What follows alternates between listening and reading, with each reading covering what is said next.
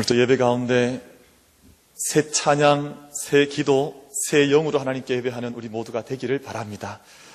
그래서 예전의 모습이 아니라, 우리가 어제와 동일한 모습이 아니라 오늘 마치 하나님 앞에 처음 예배 드리는 것처럼, 예전에 첫 선 보실 때 기억나십니까? 두근거리고 가슴이 방망이를 치고, 예배가 그래서 덤덤하면 되지 않고 그 시간 하나님 앞에 새 찬양, 새 영으로 새 은혜 사모하면서 드리는 그런 예배 이 시간 되기를 바랍니다. 어린 주일학교 시절 돌아보면 그런 기억이 있습니다. 선생님들과 주일학교 아이들이 함께 둘러앉아서 예배 드리고 기도하고 나면 꼭 이런 얘기하는 애들이 있었습니다. 선생님, 제가 눈 뜨고 기도했어요. 꼭 일러주는 아이가, 고자질하는 아이가 있어요. 그럼 선생님이 묻지요. 너는 그거 어떻게 알았냐? 같이 눈을 뜨고 같이 기도한 거예요.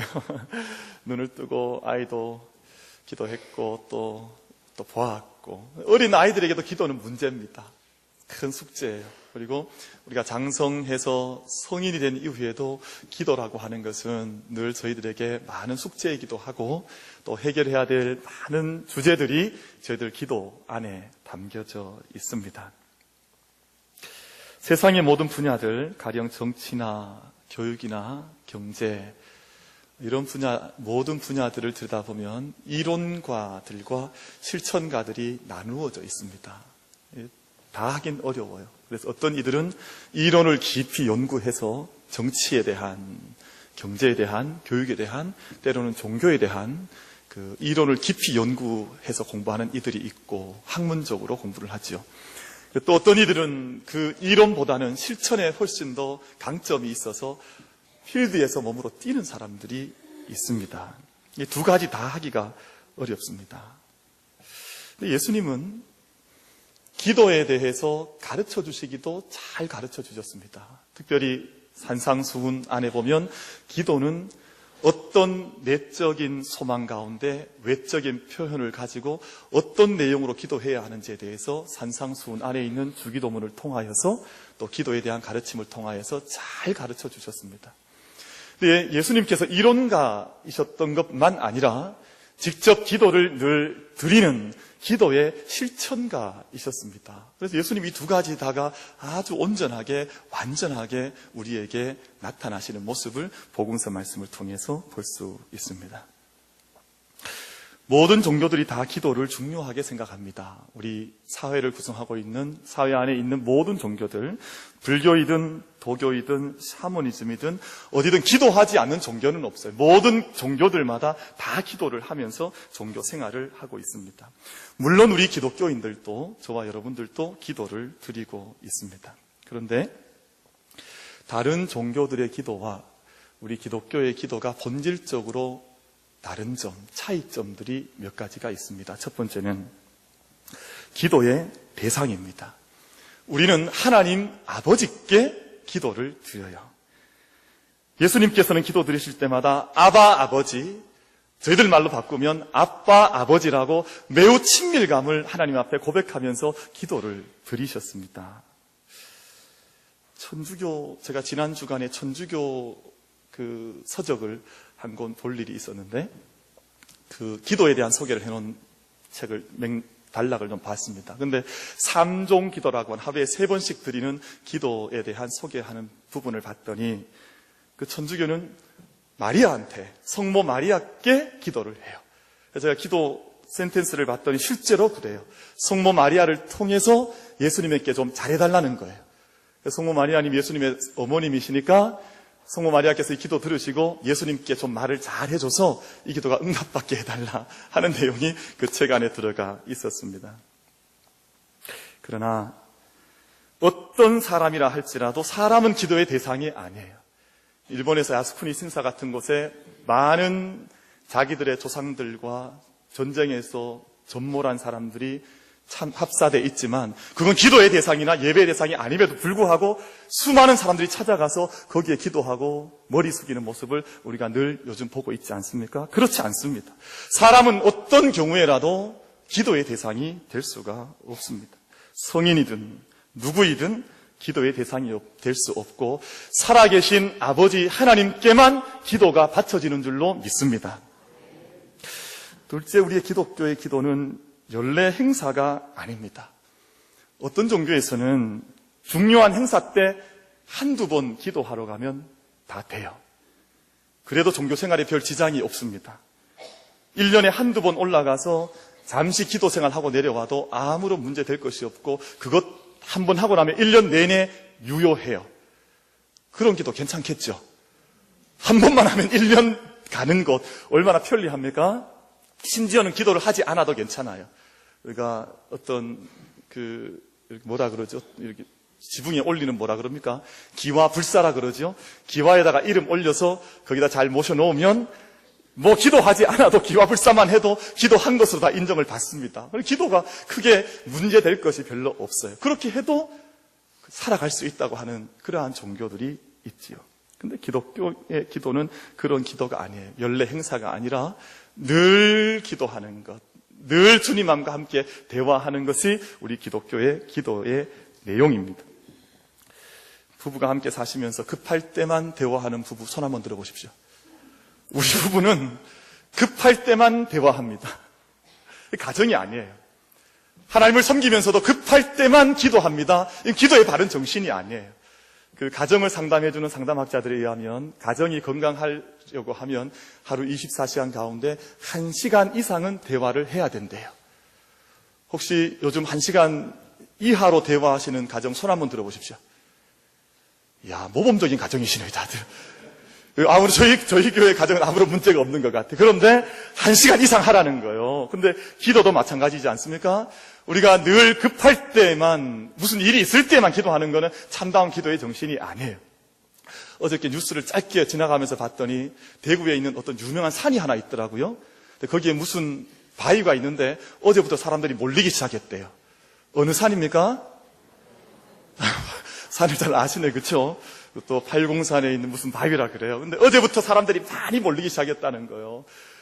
근데 우리 기독교에서 기도하는 기도의 태도와 방법은 그런 게 아니에요. 1년 내내 기도하지 않다가 한순간 반짝하여서 어려운 일이 있을 때 기도하는 그런 정신은 우리 성경에서 말씀하시는 하나님께 나아가서 기도하는 정신과 태도가 아니라는 것입니다.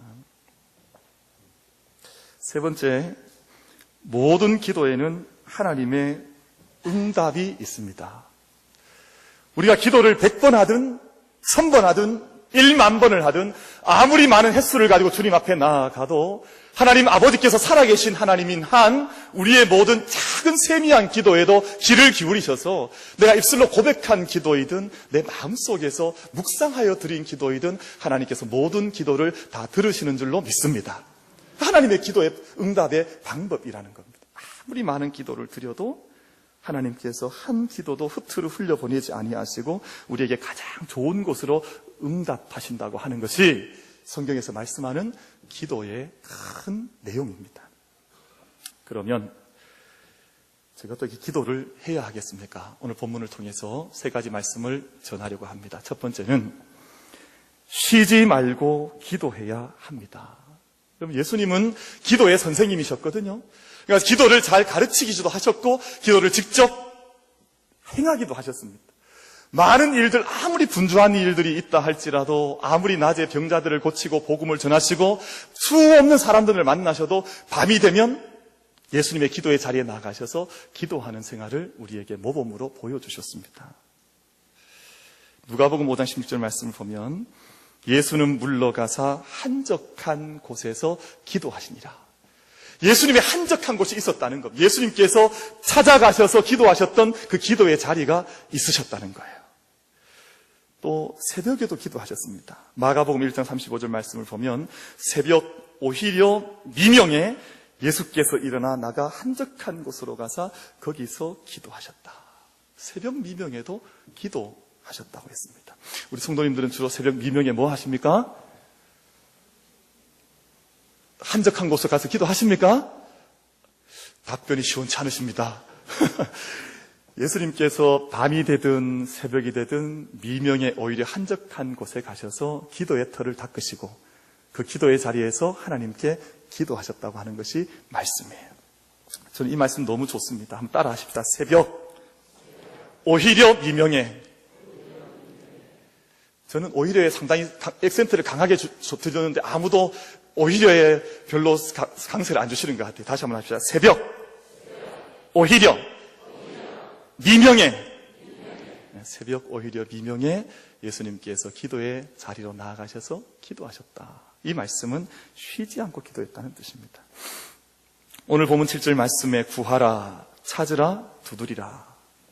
구하면 주실 것이요, 찾으면 찾아낼 것이요, 문을 두드리면 열릴 것이라 말씀하셨는데, 이 말씀의 의미는 쉬지 않고 기도하는 사람이 되라고 하는 의미입니다.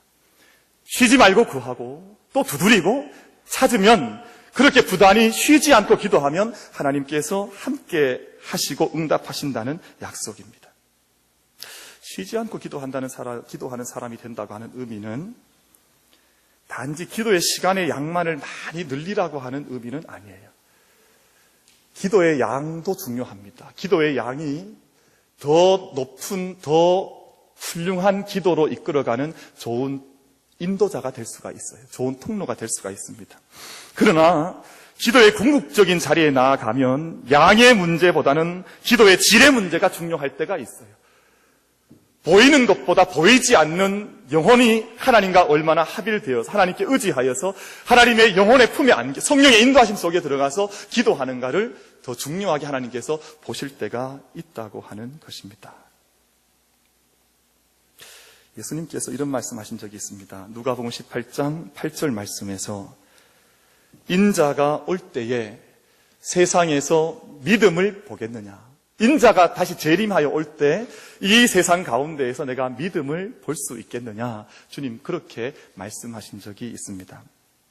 이 말씀은 한 많은 과부가 악한 재판관을 찾아가서 끊임없이 낮밤으로 구했더니 재판관이 사람 보고는 들어줄 수가 없는데 그 간청함 때문에 그 기도에 응답했다고 하는 말씀을 예수님께서 비유로 말씀하시면서 그 말미에 주셨던 말씀입니다. 항상 기도하고 낭망하지 말 것을 가르치셨던 대목이에요. 근데 그 낭망치 말고 항상 기도하라 주님께서 말씀하시면서 말미에 인자가 이 땅에 다시 올 때 기도하는 자를 보겠느냐. 내가 기도하는 자를 만나서 그의 기도한 것을 함께 이야기 나눌 수 있는 그 사람이 있겠느냐. 그렇게 말씀하신 것입니다. 러시아의 반체제 지성인이었던, 구소련의 반체제 지성인이었던 솔제니친이 미국 하버드 대학에서 강연을 할 때 자신이 살아갔던 20세기에 대한 평가를 이렇게 내렸습니다. 우리는 너무나 많은 희망을 정치적인, 때로는 사회적인 개혁에 두어 왔습니다. 그러나 결국 깨달은 것은 우리는 우리에게 가장 중요한 것, 즉 영적인 생활을 상실했다는 것입니다. 많은 사람에 대한 소망을 정치와 개혁에 두었었지만 정말 영적인 차원에서 우리가 얼마나 인간답게 하나님의 형상을 담은 자답게 영적 생활을 추구해 왔었던가를 그 시대의 지성이 물었던 질문이었습니다. 가난한 자와 기도의 어머니라고 하는 마더 테레사가 쓴 일일 묵상집이라고 하는 책이 있습니다. 그런데 그 책에서 마더 테레사가 우리 시대의 영적 빈곤에 대해서 이렇게 지적을 하고 있습니다. 사람들은 물질적 의미로 굶주리고 있는 것이 아니라 물질 때문에 굶주리지 않는다는 거예요. 우리나라 특별히 그러지 않습니까? 요즘 얼마나 번성한 사회, 번성한 시대를 살아가고 있습니까? 물질적인 것 때문에 빈곤을 누리지는 않지만 돈보다 더 중요한 것, 그것이 필요하다고 생각하면서도 그것이 무엇인지를 모르고 살아가는데 그것이 하나님과의 살아있는 관계입니다. 라고 그의 글에서 적고 있습니다. 이런 분들은 한 시대를 등불처럼 살았던 기도의 사람들이었습니다. 영성의 사람들이었습니다. 근데 이런 분들이 지적하기로 정말 우리 시대의 영적인 불꽃을 튀기며 살아가고 있는가를 물으시는 거예요. 우리가 영적인 생활, 영혼의 불꽃이 일어나는 삶에 대한 갈망과 기쁨이 있는지, 아니면 하나님과의 살아있는 관계 속에서 우리가 살아가고 있는지를 질문하고 있는 것입니다. 우리 창세기 말씀 저희가 잘 아시니까 노아 시대 때 하나님께서 이 세상을 물로 심판을 하셨습니다. 근데 그 시대가 멸망했던 것은 문명이 덜 발달해서나 물질이 부족해서나 제도가 잘못되었던 것이 아니라 삶의 정말 중요한 영적인 측면을 그들이 놓치고 살았기 때문입니다. 하나님께서 말씀하시기를 노아 시대의 사람들을 향해서 나의 신이 영원히 사람과 함께하지 아니하리니 이는 그들이 육체가 됨이라. 육체가 되었다는 말이 무슨 말입니까? 그냥 육체만 가진, 걸어다니는 움직임만 가진 사람들이 되었지 하나님과 교제할 수 있는, 기도할 수 있는 영적인 불꽃을 튀기고 살아가는 것은 하지 못하고 살아가고 있었다는 얘기를 하나님께서 지적해 주신 것입니다. 영적인 차원의 결여, 영적인 영성에 대한 관심이 없고 무감각해진 것, 그것을 하나님께서 표현하시기로 저들이 육체가 되었다라고 그렇게 말씀을 하신 것입니다. 여러분, 쉬지 말고 기도하라고 하는 것은 우리의 영적인 차원을 늘 살피라는 것입니다. 우리가 기도하기 위하여 하나님 앞에 때때로 기도하지 못한 것 때문에 마음을 아파하기도 하고, 또 때때로 주님 앞에 나오기 위해서 한밤중에 하나님께서 나를 깨우시면 그 잠자리에서 일어나서 무릎을 꿇어보기도 하고, 하나님 앞에서 영적인 불꽃을 튀기기 위하여, 영적인 불꽃을 일으키기 위하여 노력하라고 하는 말씀이 바로 쉬지 말고 기도하라는 말씀인 줄로 압니다.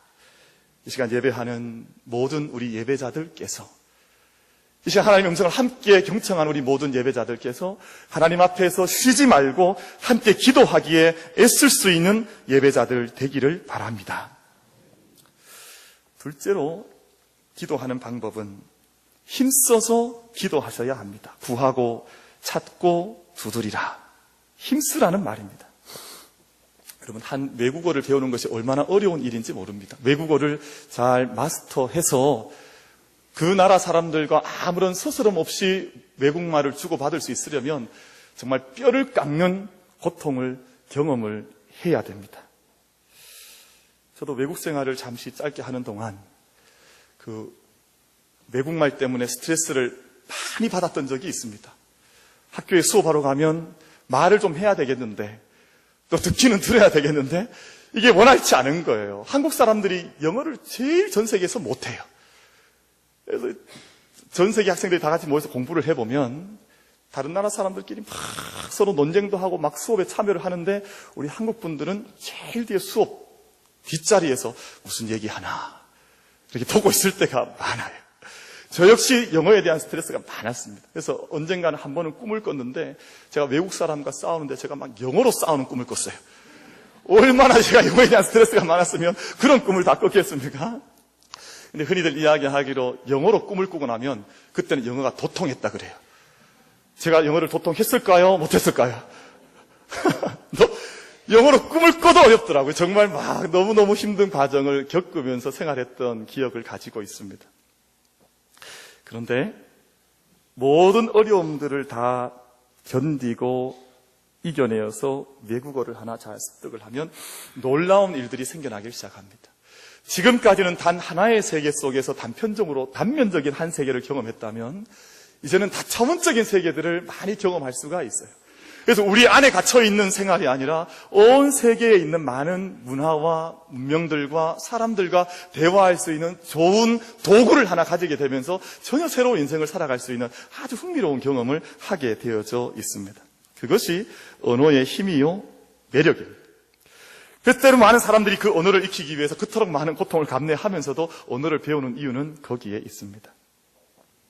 기도는 하나님과 대화하는 방법을 배우는 이 땅의 차원뿐만 아니라 이 보이는 차원의 세계뿐만 아니라 보이지 아니하시는 하나님의 영원한 세계와 궁극적인 하나님의 나라가 있다는 것을 인정하면서 이 땅에서 하나님의 언어를 배우는 중요한 과정입니다.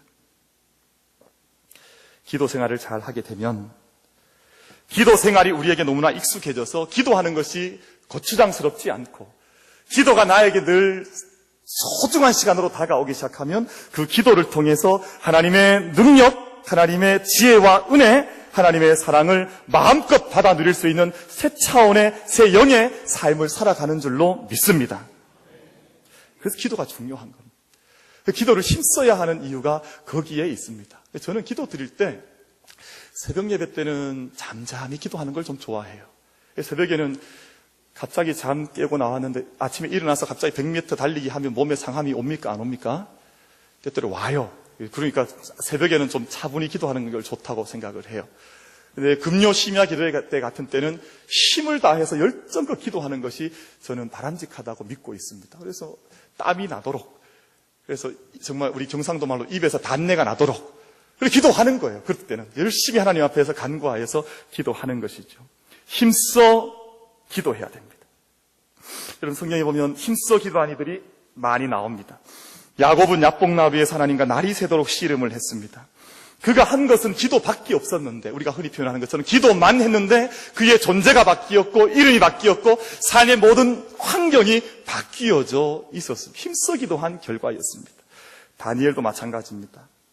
세상 모든 사람들이 자기를 다 모함하려고 하고 또 자기를 옥죄어서 자기를 넘어뜨리려고 할 때 다니엘이 했던 것은 하루에 작정한 3번의 기도를 하나님 앞에서 꿋꿋하게 드렸는데 그 힘써 기도했던 것이 세상을 이기는 능력자의 이름으로 다니엘이 칭송받게 되는 결과를 가져왔습니다. 모세 역시 기도의 사람이었습니다. 아말렉과의 전투에서 저기 요수아가 이끄는 군대가 다 전쟁터에 나가 있을 때 산 높이 등성이에 올라갔지요. 그곳에서 높이 손을 들면, 모세의 손이 높이 올라가면 누가 이겼습니까? 이스라엘이 이겼습니다.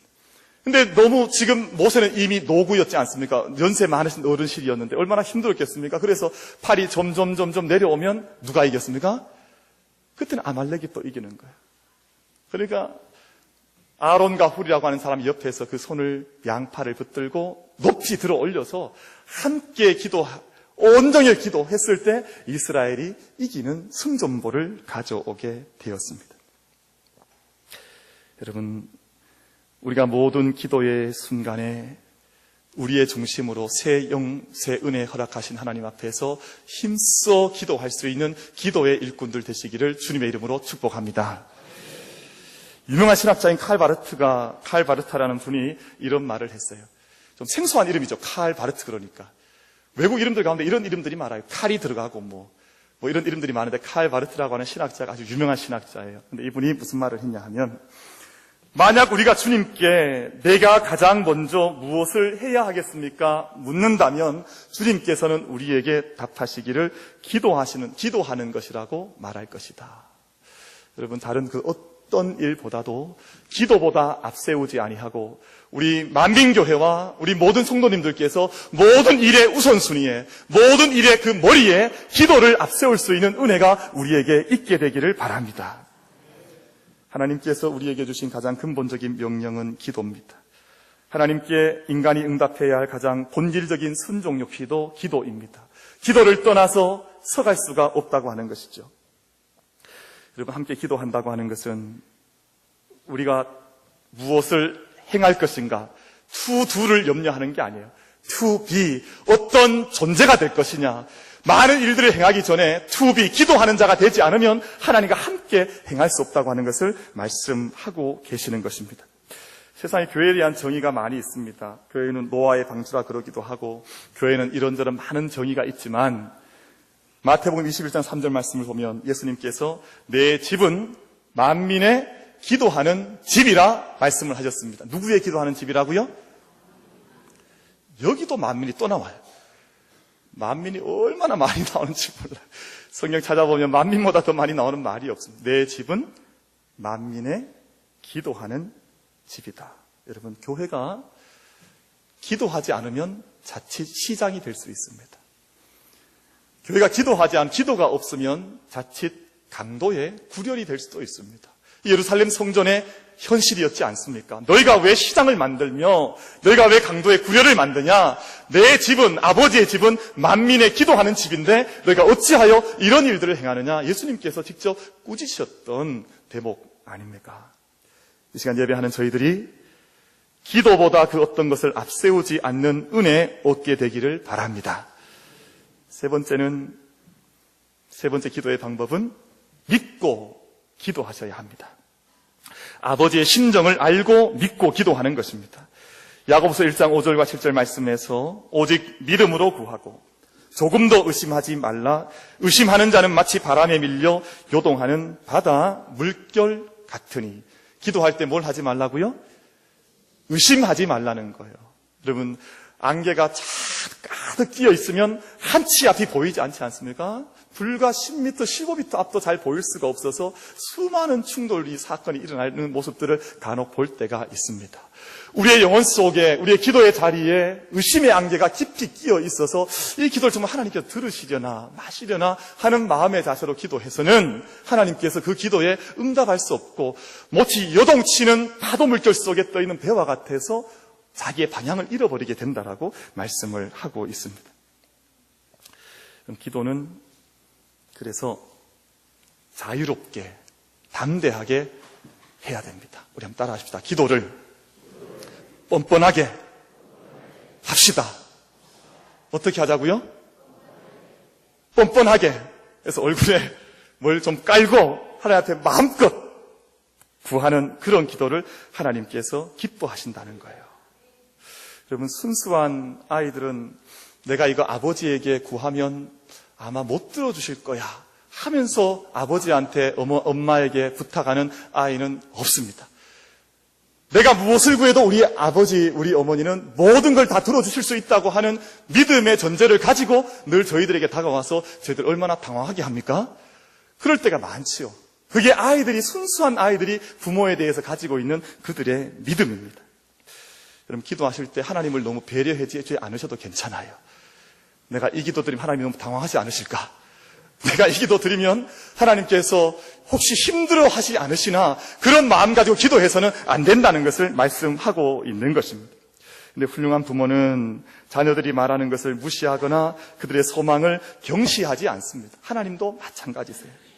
모든 기도를 들으실 뿐만 아니라 하나님께서 그 기도를 들으신 후에 가장 유익한 길로, 가장 선한 길로, 가장 합당한 길로 그 길을 인도하셔서 모든 기도에 응답하신다 하는 것이 오늘 본문의 말씀입니다. 여러분, 저희가 늘 잘 기도하는 것 같지만 위대한 영성가들의 말을 빌려보면 저희가 잘 기도하지 않을 때가 많다는 거예요. 저희는 때로는 주님 앞에서 떡을 구한다고 기도했는데 알고 보면 돌을 구한 경우도 많고, 때로는 우리가 생선을 구했다고 생각했는데 하나님 입장에서 볼 때는 뱀을 구한 경우도 많아서 하나님께서 우리의 구한 대로 다 응답해 주셨으면 우리가 정말 바르게 살아갈 수 없다고 하는 견해가 영성가들의 한결같은 견해입니다. 그래서 하나님께서 우리의 모든 기도에 우리의 기도대로 응답하시는 것이 아니라 하나님의 방법대로 가장 선한 것으로 응답하신다고 하는 것이 오늘 본문 말씀의 중요한 메시지인 것입니다. 우리 11절 말씀 한번 같이 읽겠습니다. 본문 7장 11절 말씀 우리 한번 같이 봉독합니다. 시작. 너희가 악한 자라도 좋은 곳으로 자식에게 줄 줄 알거든 하물며 하늘에 계신 너희 아버지께서 구하는 자에게 좋은 곳으로 주시지 않겠느냐. 아멘. 하나님께서 구하는 대로 주시는 것이 아니라 어떤 것을 주신다고요? 좋은 것을 주신다는 거예요. 우리가 구하는 대로 다 주시는 것이 아니라, 우리가 구하는 대로 주면 우리는 큰일 납니다. 근데 그 구하는 대로 주시는 것이 아니라 하나님께서 가장 합당한 것, 선한 것, 좋은 것, 아름다운 것으로 우리에게 갚아주신다는 겁니다. 여러분, 세상에 아름다운 소리들이 많이 있습니다. 저는 물소리를 좋아해요. 그래서 어디 혼자 깊은 산 골짜기에 산책하다가도 물이 있으면 그 곁에서 한참 앉아 있어서 물소리만 듣고 올 때가 있습니다. 세상에 아름다운 소리들이 얼마나 많이 있습니까? 새소리도 아름답고 바람 소리도 아름답고, 어떤 소리가 한국의 소리냐? 여인네들의 다듬이질 하는 소리가 아름다운 소리다. 그 소리도 얼마나 아름답지 않냐. 또 마당에서 이 비로 마당을 쓰는 소리도 아름다운 소리다. 뭐 그런 이야기들을 하는 분들이 있습니다. 근데 저는 가장 아름다운 소리를 시시때때로 듣습니다. 저는 새벽 예배 때 새벽 제단을 쌓으면서 여러분들이 때로는 방언으로, 때로는 중보 기도로 기도하는 소리를 들으면 그 소리가 그렇게 좋을 수가 없어요. 그래서 때로는 그 소리 듣다가 잠이 들 때도 있습니다. 얼마나 소리가 평온한지 참 좋아요. 기도에 운율이 있고 기도에 흐름이 있어요. 그래서 그 기도 소리 가운데 평안을 느끼고 함께 더 기도할 이유를 그 기도 소리에서 발견할 때도 있습니다. 때로는 심야 기도 같은 것이 함께 나와서 합심해서 통성으로 기도할 때 능력을 받습니다. 함께 이 힘찬 우렁찬 기도 소리 가운데에서 하나님께서 우리를 얼마나 사랑해 주시는지, 어떻게 우리를 향해서 어떤 계획을 가지고 계시는지 그 기도 소리를 통해서 하나님의 계획을 발견할 때도 있습니다. 여러분, 기도하는 소리 안에서 아름다움, 영적인 신비함과 그 아름다움을 발견할 수 있으시게 되기를 바랍니다. 그래서 세상의 자연의 소리도 아름답지만 자식을 위해서 눈물로 기도하는 어머니의 소리, 또한 성도들이 함께 나와서 우리 교회뿐만 아니라 이 땅의 구원을 위해서, 하나님 나라를 위해서 함께 합심하여 영으로 기도하는 함께 조율된 그 기도 합주와 같은 소리, 그런 소리들이 교회를 통해서 끊어지지 않고 계속해서 나와야 되는 것이 아니겠습니까? 기도의 자리는 바위의 앞에 나가서 기도하는 것이 기도가 아니에요. 기도는 예수님과 같이 하나님의 인도하심을 따라서 정한 때와 정한 시간에 하나님 앞에 가서 기도하는 것이 바른 기도의 모습입니다. 열왕기상 8장 29절 말씀에서 이 성전을 향하여 주의 눈이 주야로 보시오며 주의 종이 이곳을 향하여 비는 기도를 들으시옵소서. 주의 전 안에서 기도하는 것을 하나님께서 보시고 들으시기를 구한 대목이 있습니다. 예수님께서 겟세마네 동산에서 새벽 미명의 기도를 늘 감당하셨습니다. 그것은 예수님의 기도의 시간과 장소였습니다. 저희 교회도 다음 한 주간 동안 특별 기도 새벽을 선포하고 우리의 자녀들을 위한 기도의 시간으로 삼고자 합니다. 우리는 세상의 사람들처럼 이 한때만 기도하는 것이 아니에요. 우리는 늘 기도해 왔습니다. 그러나 하나님께서 늘 기도를 들으셨던 그 하나님께 다시 한번 우리의 삶을 기도의 불꽃을 태워 올리며 하나님께서 이 전을 주목하시기를, 영적인 걸음이 이 재단을 통해서 일어나기를, 또 우리가 그동안 기도에 게을렀다면 다시 한번 기도의 영성을 가지게 되기를 소망하는 마음으로, 무엇보다도 우리에게 허락하신 생명의 분복인 우리 자녀들을 위하여 함께 기도하는 은혜와 축복의 약속의 시간을 가지고자 하는 것입니다. 여러분, 이 기간을 통해서 우리가 쉬지 말고 기도하고 힘써서 기도하고 이미 우리에게 약속 주신 것, 응답 주신 것을 믿으면서 함께 그 믿음으로 구하는 영적인 행진, 영적인 전쟁을 선포하고 주님 앞에서 함께 걸어갈 수 있는 우리 모든 만민교회 성도님들 되시기를 주님의 이름으로 축복합니다.